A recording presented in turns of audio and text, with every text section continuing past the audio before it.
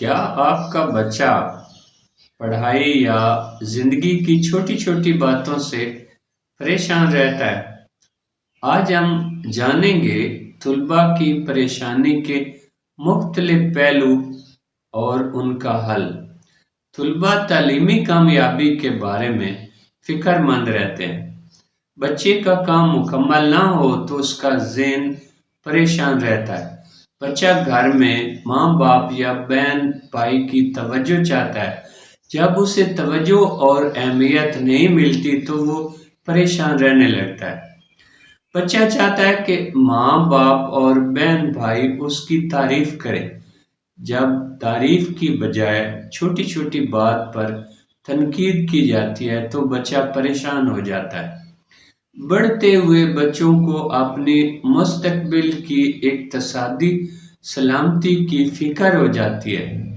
وہ اچھا مکان، گاڑی اور آسائشات زندگی چاہتا ہے۔ بعض بچے بیماری کی وجہ سے پریشان رہتے ہیں۔ بعض بچے اپنے کسی جسمانی نقص کی وجہ سے پریشان رہتے ہیں۔ بعض بچے کسی جسمانی شکایت کی وجہ سے پریشان رہتے ہیں، جیسے نیند کا اڑ جانا، بھوک کا کم ہو جانا۔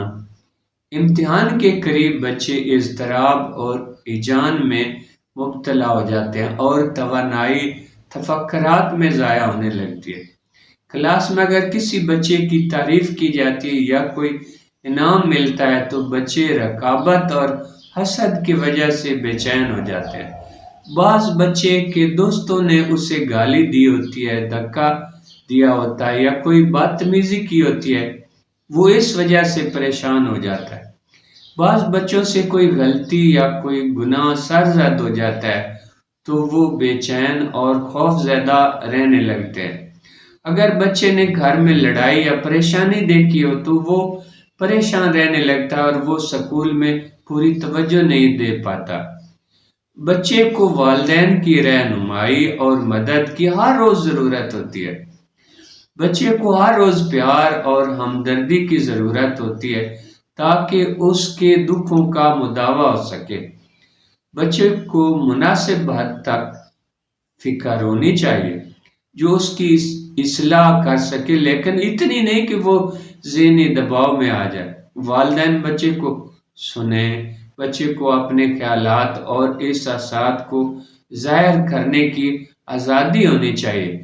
بچے کی حوصلہ افزائی اور تعریف کریں، پیار کی ضرورت پوری کریں۔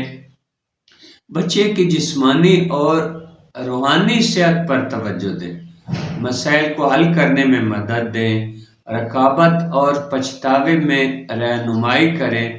بچے کو موجودہ کام پر توانائی لگانے کے قابل بنائیں۔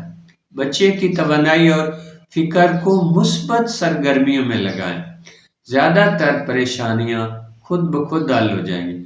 والدین اور اساتذہ کی رہنمائی سے ہر بچہ خوش اور کامیاب ہو سکتا ہے۔